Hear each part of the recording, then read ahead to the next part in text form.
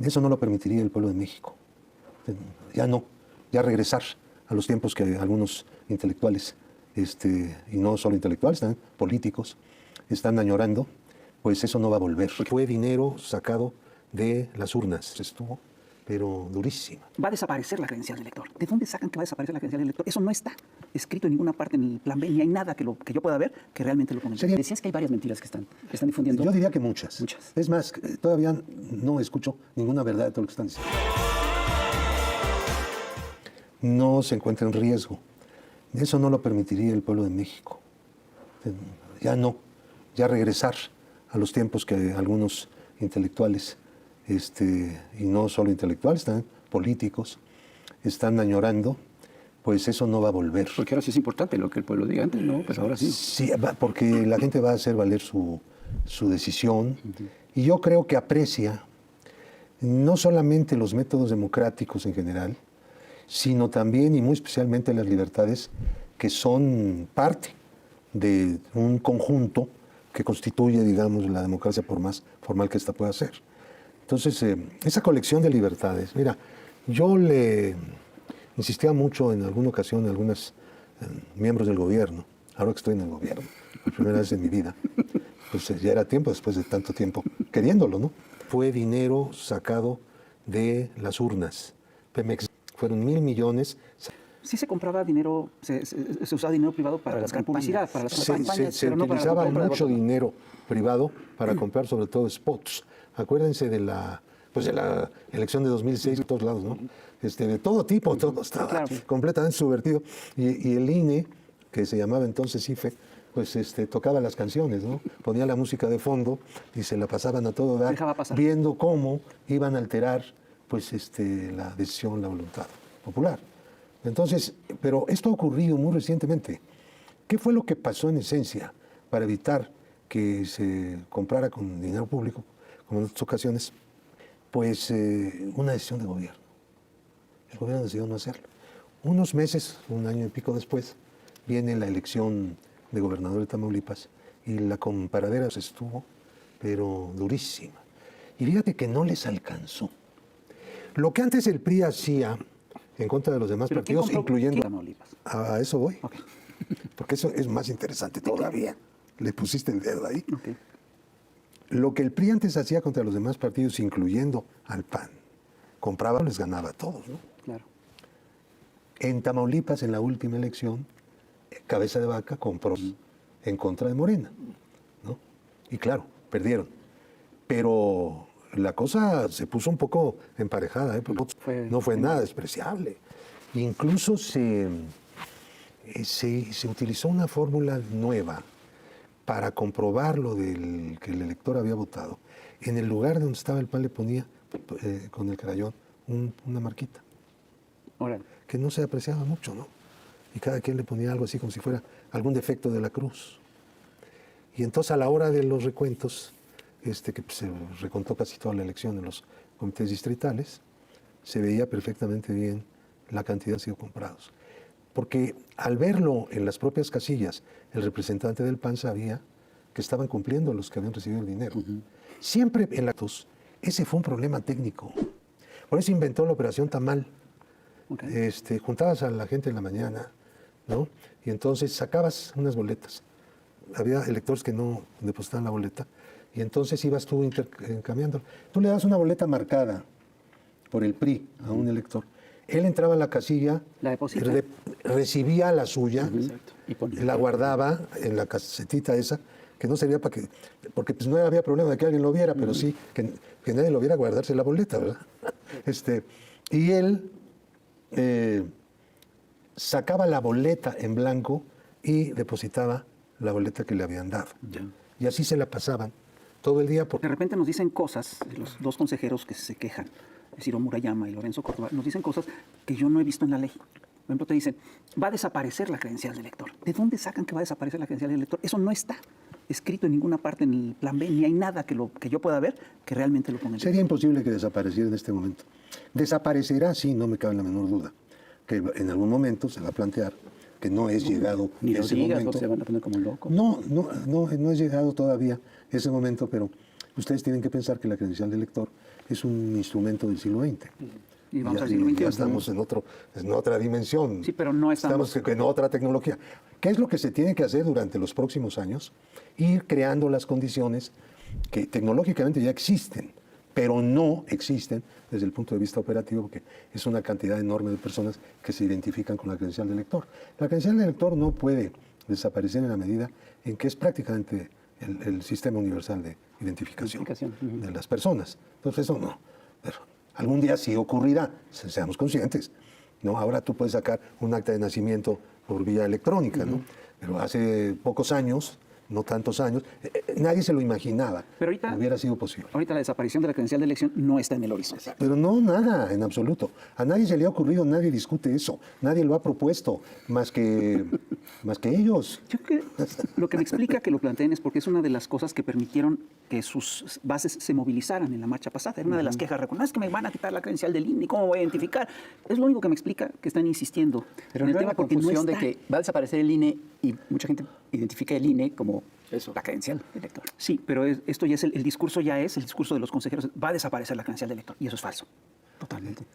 La credencial se llama INE, exactamente. La gente te dice, ¿no? Su Dice INE. INE, ujú. A ver su INE. Pues por eso cuando viene- Préstame su INE. va a desaparecer el INE. Trae su INE, si no, no funciona aquí el trámite. 30 segundos. Mira, no solamente esa mentira gigantesca han dicho muchísimas más. Cuando no funciona la creación de de una reforma que no era solamente electoral, era una reforma política, era un nuevo sistema de partidos, era una nueva forma de la representación popular, ¿no?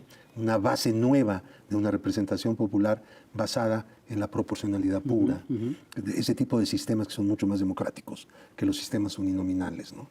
Y de los mixtos también, de unis con pluris, nunca han sido así extendidamente buenos, porque no todos los electores se representan en los órganos del poder. En la medida en que tengas un sistema en donde haya mayor representatividad, pues habrá una calidad democrática mucho mayor, que era lo que se buscaba. Y sin camarillas burocráticas de los partidos, sin camarillas burocráticas en el INE, etcétera. Pero Decías que hay varias mentiras que están difundiendo. yo diría que muchas. Muchas. Es más, todavía no escucho ninguna verdad de todo lo que están diciendo. Es una cosa espantosa. Nunca vi un debate así como este. Bueno, no se puede llamar esto un debate, ¿no? Se puede llamar una lluvia de mentiras. A ver, La construcción de un relato alrededor de mentiras. alrededor de demasiadas mentiras. ¿Qué mentiras están? Mira, que, ¿Y quiénes las están que se va a reducir más de la mitad en cuanto a los trabajadores de 80 y del tantos instituto, por ciento. se van a ir a la calle. Sí, porque hay 300 juntas distritales, eso cada es- una con 5 personas y ahora solamente va a ser una persona. Mira, no debe haber, debe haber un consejo distrital cada vez que hay una elección, como ahora. Se convocan, se hace una selección, y hay consejeros electorales de los distritos que conforman un consejo. Pero ¿por qué tiene que haber una junta ejecutiva durante todo el tiempo en cada distrito cuando en realidad trabaja nada más 8 meses cada 3 años? Bueno, pues porque pues, te ríes, pero cuesta. Sí, claro. Sí. Sí, claro. ¿Y quién paga? Ahora sí que no me importa porque pues paga el gobierno. No, el gobierno no paga nada. El Estado no paga nada. Paga la Quien gente. paga es la gente que Todos pagan. paga impuestos. Esos son los que pagan todo el tiempo, ¿no? Entonces, este es el punto. Entonces, se quiere moderar esto bastante, ¿no?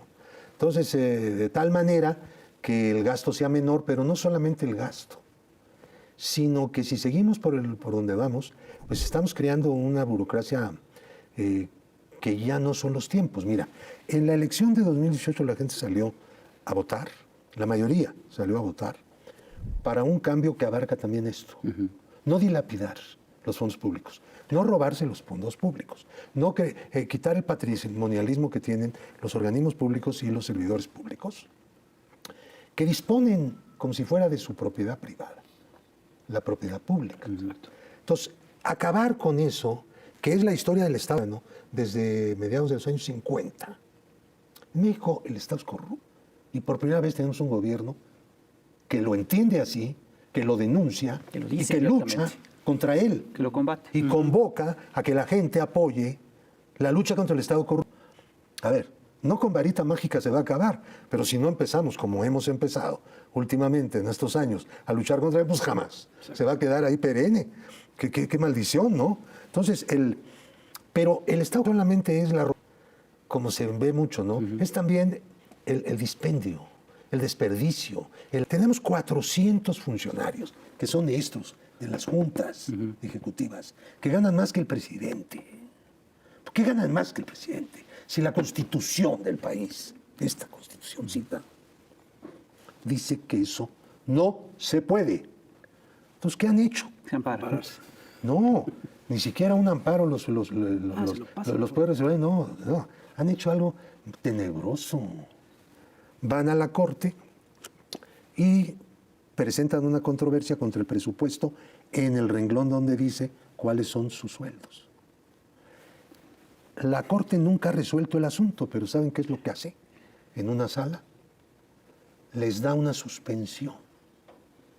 Suspende la aplicación del presupuesto. Claro. Termina el año, tienen que sobreseer el recurso, porque pues ya no hay presupuesto, porque el presupuesto que está suspendido es del año anterior, ¿no? Y les dan otra para el año siguiente.